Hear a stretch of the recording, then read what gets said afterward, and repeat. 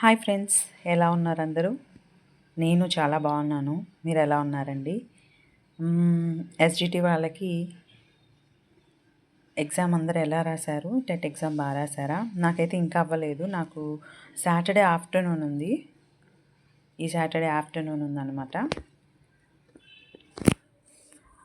ఎలా వస్తున్నాయి క్వశ్చన్స్? ఏందక్క మమ్మల్ని అడుగుతున్నావు అంటారా? సో రాసిన వాళ్ళని అడుగుతున్నాను అనమాట.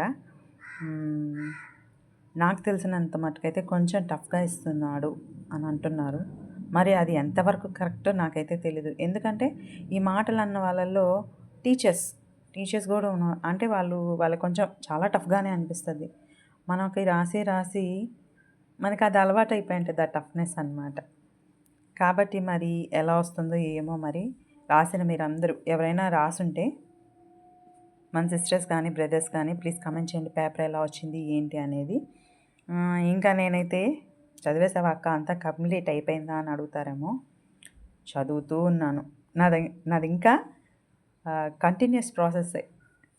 కాబట్టి ఇదిగో నేను చదువుకునే ఒకసారి మళ్ళీ రివిజన్ చేసుకుంటూ ఉన్నాను. మళ్ళీ కొత్తగా నేర్చుకునే దానికైతే టైం లేదు కదా, అందుకే చదివిని మళ్ళీ ఒకసారి రివిజన్ అయితే చేసుకుంటున్నాను. ఇంకేంటండి, ఇయర్ ఎండింగ్కి వచ్చేసాం. ఇంకొక 2 వీక్స్లో మనకి ఒక నూతనమైన సంవత్సరం న్యూ ఇయర్ రాబోతుంది. మరి మీరు ఈ న్యూ ఇయర్కి నేను ఇలా ఉండాలి, నేను అలా ఉండాలి, నేను ఇలా చదివేయాలి, ఈ టైంకి లేయాలి, నేనైతే నాకు తెలిసినంతవరకు ప్రతి న్యూ ఇయర్ నేను సో ఇలాంటివి నేను ఫాలో అవ్వాలి రూల్స్ అని పెట్టుకుంటూ ఉంటానన్నమాట. కానీ అట్ లాస్ట్ ఒక 1 మంత్ ఏమో పాటిస్తాను, మళ్ళీ ఏమంటారు, మళ్ళీ నార్మల్ స్టేజ్కి వచ్చేస్తానన్నమాట. అందుకే ఈ మధ్య నేను అలాంటివి ఏవి అనుకోవట్లేదు. ఈ ఇయర్లో నేను ఇది చేయాలి, ఆ ఇయర్లో నేను ఇలా ఉండాలి అని నేనైతే అనుకోవట్లేదు. సాధ్యమైనంత మట్టుకు ఏ రోజుకి ఆ రోజు నన్ను నేను మార్చుకునేదానికి చూస్తున్నాను అనమాట. అండ్ హౌస్ వైఫ్స్ ఎలా ఉన్నారండి? ఇంకా ప్రిపరేషన్స్ ఎలా ఉన్నాయి? పిల్లల్ని పెట్టుకొని చెయ్యాలి. నేను ఈ వీడియోలో బ్యాచిలర్స్ అయిన సిస్టర్స్కి బ్రదర్స్కి నేను ఒక్కటే చెప్పాలనుకుంటున్నాను. మీరు ఏదన్నా సాధించాలి అని అనుకుంటే పెళ్ళికి ముందే ఒక గోల్ పెట్టుకొని సాధించండి. పెళ్ళైన తర్వాత నాకు తెలిసినంత మట్టుకు, అంటే నా ఎక్స్పీరియన్స్తో చెప్తున్నాను, పెళ్ళైన తర్వాత ఏదన్నా ఒకటి మనం సాధించాలి అని అంటే చాలా కష్టమైపోతుంది. ఒక గోల్ పెట్టుకొని ఆ గోల్ కోసం వెళ్ళాలి అంటే చాలా కష్టం అవుతుంది అన్నమాట. పెళ్ళైన తర్వాత ఆ గోల్ని సాధించాలి అంటే ఒకటి మనకి మన హస్బెండ్ సపోర్ట్ ఉండాలి.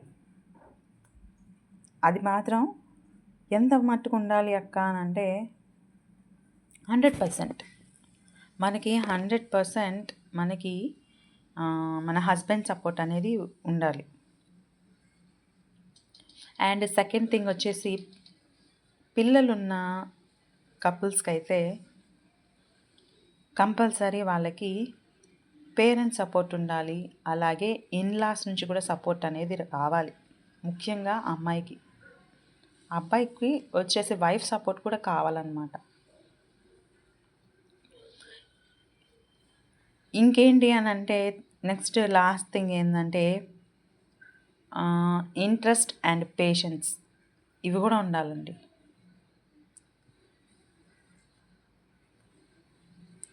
నెక్స్ట్ ఏంటంటే పేషెన్స్ ఉండాలి, అలాగే ఇంట్రెస్ట్ అనేది ఉండాలి. ఎప్పుడు మ్యారేజ్ అయిన వాళ్ళకి నేను చెప్తున్నాను ఇవి.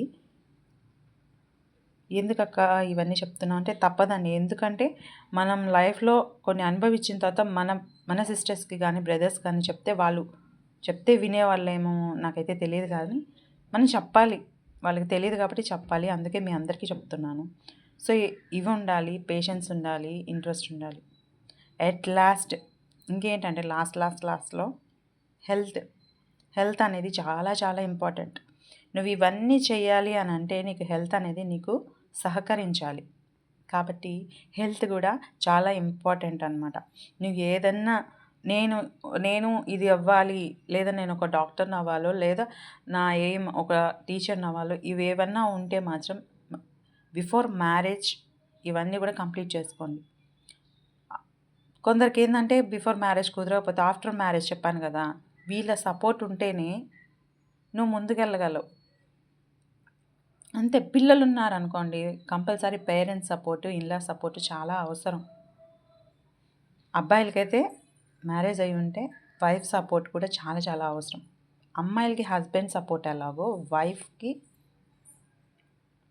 వైఫ్ సపోర్ట్ అనేది హస్బెండ్‌కి చాలా చాలా ఇంపార్టెంట్. ఇవన్నీ ఉన్నప్పుడు మనం మన గోల్‌ని రీచ్ అవ్వగలుగుతాం. అందుకే ఈ తలనొప్పులన్నీ ఎందుకు అనని, పెళ్ళికి ముందే మీరు సాధించాలి అనుకున్నది సాధించండి. ఒక సిస్టర్‌గా నేను మీకు ఈ సజెషన్ అయితే ఇవ్వగలుగుతాను. ఇంకా ఈ న్యూ ఇయర్ వస్తుంది కదా,